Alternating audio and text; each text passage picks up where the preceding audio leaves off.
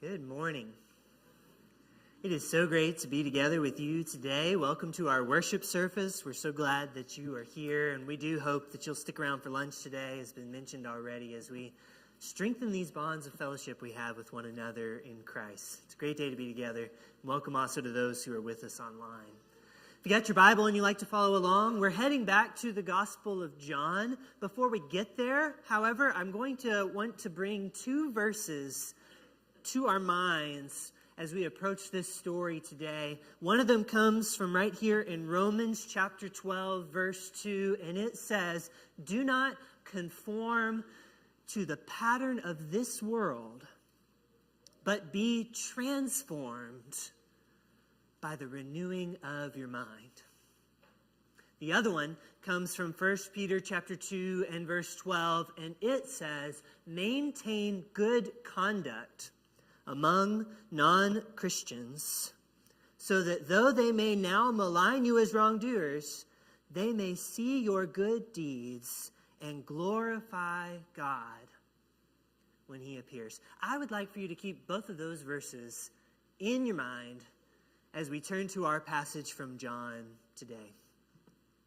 All right, so how many of you, when you were a kid, you might have played this game to pass the time, a game called Monkey in the Middle? They play that, otherwise known as Keep Away. This is a wonderful game because all it requires is three people and a sufficient level of boredom to have fun playing this game. And those were things that we had in plenty of supply. My brother and I would play this game a lot as with the other teachers' kids. While my mom was finishing up grading papers or finishing up lesson plans and we were waiting on her to go home, we would go outside or down the hall with some of the other teachers' kids and use whatever we had to play some Monkey in the Middle to pass the time. I remember sometimes we wouldn't have a ball handy, and we took some of those little, like the little pocket-sized Kleenex packets that you bring along with you, and if you take 3 or 4 of those and tape them all together, it's a pretty good football if you're desperate. Just a little pro tip there. And speaking of desperate, there are few more desperate places than when you are stuck in the middle and you just keep going back and forth, trying to get that Kleenex football. And you got your brother over here who's taunting you. And you've got a surprisingly agile 3rd grade girl over here who's also taunting you. And try as you might, you go back and forth, and whatever you're trying to reach is just a little bit out of your grasp. Just over your head it goes, and you're still stuck in the middle. I have known a child or two who just throws up their hands in that situation and sits down right there in the middle, throws a little fit at being stuck in between. I think that's what probably Pilate was experiencing.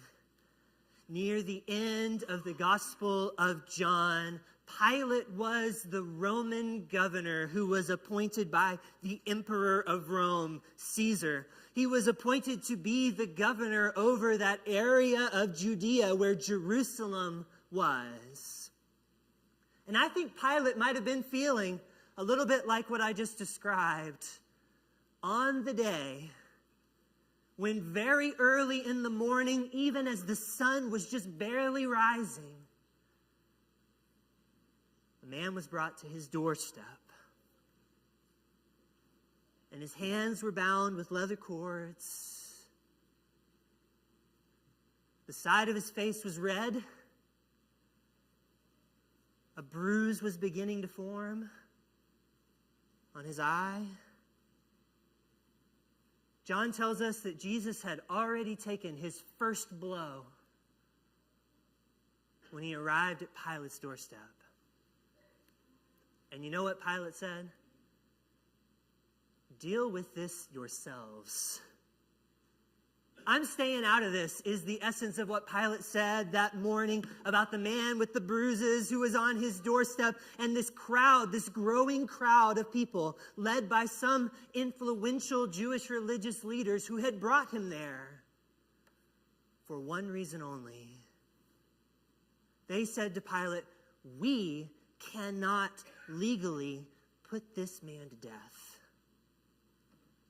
Only you can make that kind of choice.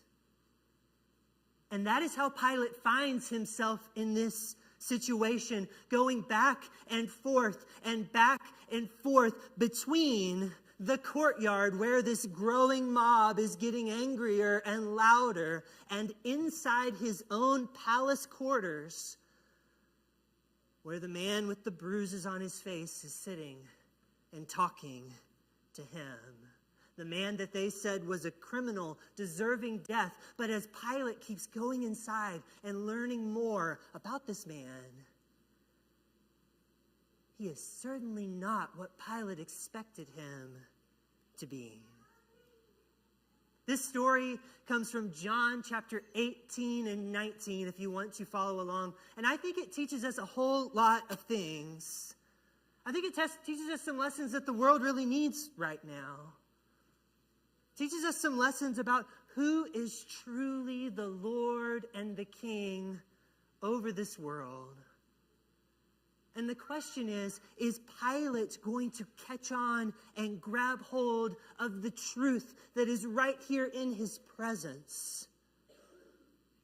Or is it going to go just over his head? Pass him by? As he goes back and forth between these competing loyalties, will the truth about Jesus remain just out of reach? This is the question we bring to John 18. So we're beginning midway through the trials that Jesus faced in his final hours. And in verse 28 we read, "Then they brought Jesus from Caiaphas, the high priest, to the Roman governor's residence, and it was early in the morning." And this next detail I'm about to show you might seem small, but it's actually pretty important. It says, "They did not go into the governor's residence so that they would not be ceremonially defiled, but so that they could eat the Passover meal." So Pilate came outside to Jesus' accusers and said, "What accusation do you bring against this man?" So you really need to picture this scene that's unfolding and some of the irony of it. On one level, it is more than a little ironic that Christ's accusers this very morning are handing over an innocent man to be murdered. And they are even rounding up people who will tell lies about him in order to make sure that he faces this fate. And yet at the very same time, they will not cross the threshold into the praetorium, the Roman governor's mansion, because if they cross over that threshold, then they will be considered ceremonially unclean. They won't get to have the Passover meal later on with their families, because this is the holidays. And we don't want to miss out on that. And this story is sort of dripping with this irony of the willingness to take this innocent man to the cross, but not cross that threshold and be unclean. It's the kind of thing that Jesus dealt with all throughout the Gospels in a way, when he would heal people on the Sabbath day. And you remember some of the responses to that, though the work of God was being done among them, it was met with resistance. That it would make us unclean. Well, because of this insistence that the accusers stay out here in the courtyard, this sets up the sort of other ironic thing about the story. The irony is that Pilate is like the most important Roman authority in town. He's the governor of this whole region. He's been appointed by Caesar. But now he finds himself in this sort of embarrassing situation where he's the one playing monkey in the middle, going back and forth from the people outside that won't go in, and Jesus, who's on the inside the praetorium. And he's kind of like, you come out and you look at what he's doing, he almost looks like he's running around back and forth like a humble messenger boy, when he's the one who's supposedly in power. And in all of this, this situation sort of sets into motion this inside and outside movement that is really like what's going on in Pilate's mind. Pilate in his mind is conflicted. He's going one way and then another and then another. But I'm kind of getting ahead of myself. Pilate says, "What accusation do you bring against this man?" They replied, "If this man were not a criminal, we would not have handed him over to you," which is kind of like dragging someone to court and saying, "Well, he's bad, just take my word for it." It's not very convincing. So Pilate says, "Well, I'm not too impressed with that. You take him, judge for yourselves. Do this according to your own law." And this is when the Jewish leaders get to their point. We cannot legally put anyone to death. And this happened, John tells us, to fulfill the word that Jesus had spoken when he indicated what kind of death Jesus was going to die. So watch Pilate's feet as this story unfolds. Pilate was out in the courtyard. Now Pilate went back into the governor's residence, and he summoned Jesus, and he asked him, "Are you the king of the Jews?" Jesus said, "Are you saying this on your own initiative, or have others told you about me?" Pilate says, "I'm not a Jew, am I? Your own people and your chief priests handed you over to me. What have you done?" And this is where we get to our most important thing today. What Jesus says in response: "My kingdom is not from this world. If my kingdom were from this world, my servants would be fighting to keep me from being handed over to the Jewish authorities. But as it is, my kingdom is not from here." And Pilate said, "So you are a king?" Jesus said, "You say that I'm a king. For this reason I was born, and for this reason I came into the world, to testify to the truth. Everyone who belongs to the truth listens to my voice." Pilate said, "What is truth?" And when he had said this, he went back outside to the Jewish leaders. And you can see from his response that Jesus has made an impression on him, because he announces, "I find no basis for an accusation against him. But it is your custom that I release one of the prisoners to you at Passover. Do you want me to release to you the King of the Jews?" But they shouted back, "Not this man, but Barabbas." Barabbas was this revolutionary figure who was popular amongst the people. He had tried to lead a revolt to overthrow Rome. They say, "Give us him." So Pilate took Jesus and had him flogged severely. Soldiers braided a crown of thorns, put it on his head, and they clothed him in a purple robe. And they came up to him again and again and said, "Hail, King of the Jews!" And they struck him repeatedly on the face. Some people, actually wonder if this might be, it's not right to use the word an act of mercy because it's not merciful, but is this a form of bargaining maybe that Pilate is showing here? I'll have him flogged. We'll mock him. We'll do all of these things to him. We'll lead him out in front of the people and say, "See what we did. Isn't that enough? Can't we just leave it at that?" A concession to what they had said. I'll punish Jesus, humiliate him, will mock him, and in doing so, maybe I'll satisfy this crowd and I won't have to make the ultimate decision about this. We can just put the matter to rest. But of course, that isn't it.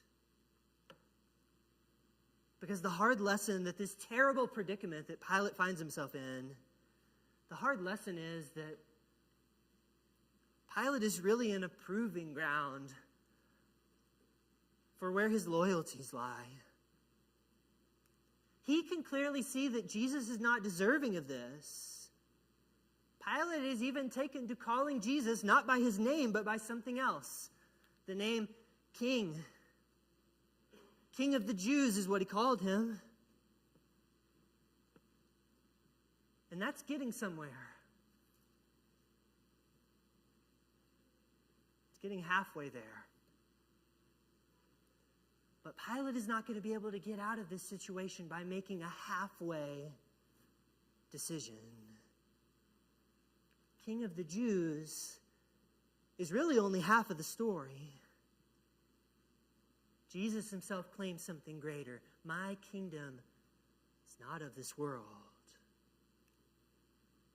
In John's gospel, we know what that means. The Word created this world and became flesh to show us what it really means for him to be King of Kings, Lord of Lords, King over Rome, King over Israel, King over all the nations and tribes and people that have ever walked this earth, including ourselves today. That's who's standing in Pilate's mansion. Pilate's not going to get out of this by going halfway. He has to decide what he really makes of that person in his presence. And on the other side of this, Pilate's not going to get out of it with halfway punishment either. The people who are outside his doorstep are clamoring for more. And halfway is not going to do it. So, verse 4, again, Pilate went out and he said to the Jewish leaders, look, I'm bringing him out to you. Bringing him out with the crown of thorns and the purple robe and the beatings. I'm bringing him out to you so that you may know I find no reason for an accusation against him. In other words, haven't we done enough to him? But no. When the chief priests and the officers saw him, they shouted out, crucify him, crucify him. And Pilate said, you take him and crucify him. I find no reason for an accusation against him. This is the third time he said that. But the Jewish leaders replied, we have a law, and according to our law, he ought to die because he claimed to be the Son of God. And when Pilate heard what they said, he was more afraid than ever. And so follow his feet. He goes back into the governor's residence again. And he says to Jesus, I think with some urgency, where did you come from? But Jesus gave him no answer.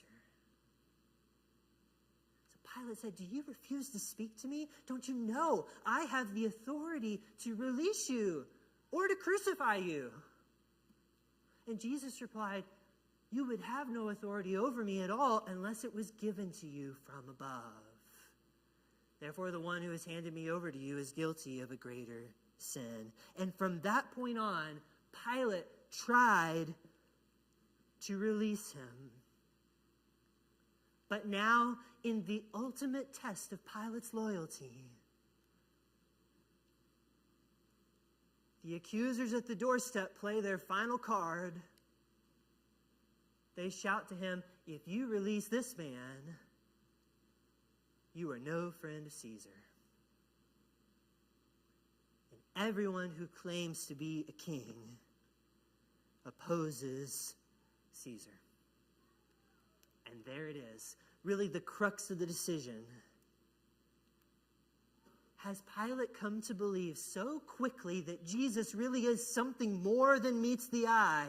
Has he come in this short amount of time to believe that enough to stake his entire life's work on it? His entire position, his job, his role in the Roman government? Would he stake his loyalty and maybe even risk facing the same things that Jesus himself now faces? Has he come to see all of that yet? The truth of whose presence he's in? That right now in this moment, he's choosing what to do with the Lord of Lords, the King of Kings. There's part of me that feels for Pilate, in a way. And there's part of me that also knows that his decision is not entirely unique to him. It's true that in this situation, Pilate alone has the earthly authority, the legal authority, to decide if Jesus lives or Jesus dies. But this question of what he's going to make about Jesus, whether he will see him for who he is and side with him in loyalty over all the other competing claims, that question is not just a question for Pilate. It's a question for all who would choose to believe in a king and a kingdom that is not of this world. You know, I think if this story teaches us anything, it might teach us these two lessons.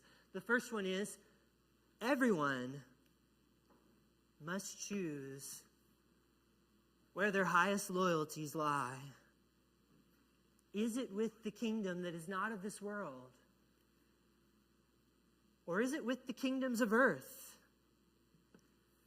Is it with the leader who reigns with truth and love and selfless sacrifice? Or are we so conformed to the patterns of this world that those qualities have lost their appeal or diminished in value? Everyone must choose where their highest loyalties lie. And if we call ourselves citizens of a kingdom that is not of this world, then this second lesson applies to us as well. That lesson is that those who serve the true King will show it through their conduct. They will show it by what they live for. They will show it by what they're willing to fight for. They will show it by their actions. What matters most to them. Those who serve the true King will reveal it by their conduct. And one of the most amazing, maybe overlooked details in all of this drama unfolding in John 18 comes when Jesus says that thing about how his kingdom is not of this world. Jesus actually offers some proof of that statement. Do you remember what he said as proof? He said, "My kingdom is not of this world, and if you want proof of that, look at my disciples. Look at their conduct. If my kingdom was like the world's kingdoms, if I was fighting for the same things, if I was conformed to their patterns and not transforming them, my disciples would be fighting tooth and nail over earthly power and authority. They would be fighting with all they had to keep me from being handed over like I was today." You remember Peter wanted to do that. He draws his sword and tries to start a fight. And Jesus says, "No, that's not our way." And now Jesus offers his disciples as proof of the fact that he is not of this world. If my kingdom were of this world, my people would be fighting in all the same fights that this world fights in. But my kingdom's not from here. We're fighting a different fight, pursuing a different and higher aim than that. This is what Jesus says to Pilate. That we're not stuck in the mud of this flesh and blood struggle. We're seeking first his kingdom and his righteousness. You know, I wonder if Jesus could say the same thing about his church today. Could he offer us and our lives and our loyalties as proof that we are servants of a kingdom that is not of this world? Or would Christ look at us? Would he peer into our hearts and see what we believe in? Would he hear our conversations and listen to what we're willing to fight for? Would he observe our daily behavior and see what really matters to us? Would he look at us and see a people seeking first his kingdom or something else? 1 Peter 2 said, "Maintain such good conduct among non-believers, that though they may now malign you as wrongdoers, they may see your good deeds and glorify God when he appears, I really think this is another way of saying what Jesus said to Pilate. Peter says, if you belong to a kingdom that is not of this world, your life is going to show it. And that doesn't mean we bury our heads in the sand and disengage completely from this world that we live in. We are in the world. But it means whatever you do, do it with such good conduct. And whatever you do it with such clear and well-defined loyalty to the kingdom that is not of this world. That no one could confuse who you really serve. And no one could speak ill of you for very long. Peter is calling us to live with such winsome conviction in our lives that shows that the kingdom of God is everything to us. And all those other things will fall into place. It is one thing to say that this kingdom we serve in is not of this world. It's another thing to live our lives with that conviction. Not conform to the pattern of this world, but seeking to live by the truth and the love and the selfless sacrifice of our King. I wonder how near or far away we are from being at the point where 1 Peter 2:12 could be said about us today. Could this be said by the non-Christians about the church? That this is how we live. To do so will require a loyalty that goes more than just halfway. That is, of course, what Jesus showed for us. When Pilate heard what was truly at stake, and they said to him, if you release this man, you're no friend of Caesar. Pilate finally made up his mind. He chose a side. One more time, we follow his feet, and he goes back into the mansion. And this time, he brings Jesus outside with him. And Pilate sat down on the judgment seat, a place called the Stone Pavement. And it was the day of preparation. At noon, this is when the Passover lambs are sacrificed.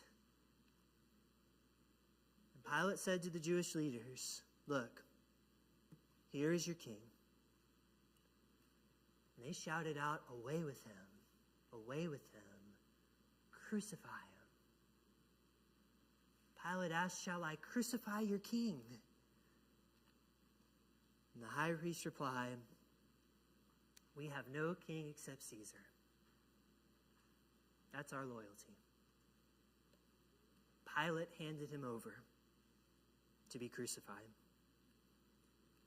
You know, little did they know that the one who appears to have no choice in all of this, the one with the bruises and his hands bound together, little did they know that that bruised and beaten one was making, in this moment, the greatest decision of loyalty that has ever been made. He was choosing to be loyal to God's love for you, for all of you, and even those who had made the decisions to bring him to this fate. Jesus was living in loyalty to his very reason for coming to the earth, that he would reveal the truth about God, that he is Lord and King, and show us what's really worth fighting for by overcoming evil with good. Today, if we belong to the kingdom that is not of this world, we ought to love and praise the one who showed such loyalty to us when we did not deserve it. We ought to show him love through obedience to his plan and his call upon our lives.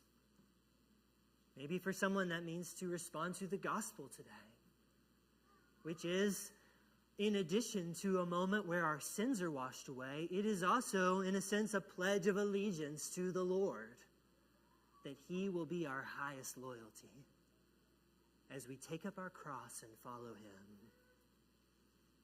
Maybe this challenges the way that we live our lives this week, the conduct we show, the way that we carry ourselves in a world that's very confused about where we ought to put our loyalty. To live for Jesus is the least we can do for someone who showed such undying loyalty for you and me. And that's what we have the chance to do as we go out this week. May we go out with this message in our hearts, and may we respond to it in our lives as we go from this place, or even now, publicly, while we stand and while we sing.